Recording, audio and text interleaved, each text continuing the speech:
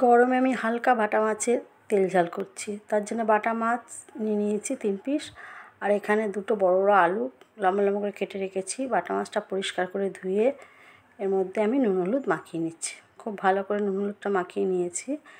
এরপরে আমি আলুটাতেও নুন হলুদ একটু মাখিয়ে নেব। এর মধ্যে আমি একটু নুন হলুদ মাখিয়ে রাখবো। এরপরে আমি কড়াই বসিয়ে দেবো।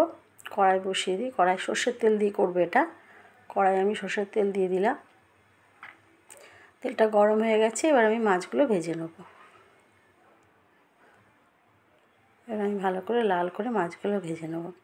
এখন বাটা মাছের কিন্তু পেট ভর্তি ডিম হয়ে গেছে। এটা খেতেও খুব ভালো লাগে। গরম পড়েছে তো, গরমকালে বাটা মাছগুলো খুব ভালো আসে। আবার এদিকে বৃষ্টিও হচ্ছে। মাছগুলো ভালো করে লাল করে ভেজে এপিট ওপিট করে আমি তুলে নেব।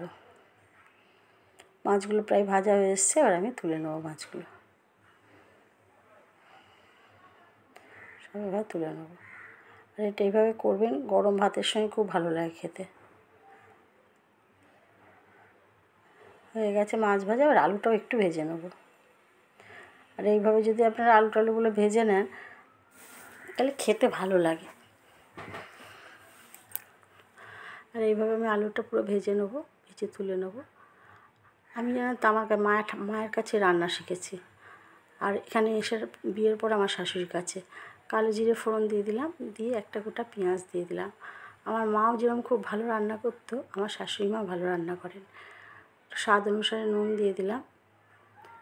এবারে আমি আলুটা আবার দিয়ে দিলাম এর মধ্যে। আলুটা খুব ভালো করে নাড়াচাড়া করে আমি দিলাম হলুদ গুঁড়ো অল্প, আর লঙ্কা গুঁড়ো দিলাম। এবার আমি এতে একটু জল দিয়ে দিলাম। ভালো করে নাড়াচাড়া করে নেবো, নিয়ে আবার জল দিয়ে দেবো। এটা খুব বেশি কষবো না, গরমের রান্না তো। একটা টমেটো দিয়ে দিলাম। এটা হালকা, খুব হালকা রান্নাটা, আর শরীরও খারাপ করবে না, অথচ খুব টেস্টি। এর মধ্যে আমি 4টে কাঁচা পাকা লঙ্কা দিয়ে দিলাম, আর দিলাম এখানে 2 চামচ মতন সর্ষে বাটা। সর্ষে আর একটু পোস্ত ছিল অল্প, দিয়ে বেটে আমি রেখেছিলাম। 2 চামচ মতন সর্ষে পোস্ত দিলাম। এবার আমি মাছগুলো দিয়ে দেবো। ঝোলটা ফুটে উঠেছে, আলুটাও সেদ্ধ হয়ে গেছিলো। মাছগুলো দিয়ে, মাছগুলো একটু ফুটে উঠবে, আমি ওপর দিয়ে একটু কাঁচা তেল দিয়ে নামিয়ে সার্ভ করে দেবো।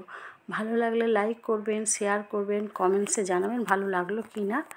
সাবস্ক্রাইব করবেন। হয়ে গেছে আমার বাটা মাছের তেল ঝাল, খুব হালকাভাবে করা।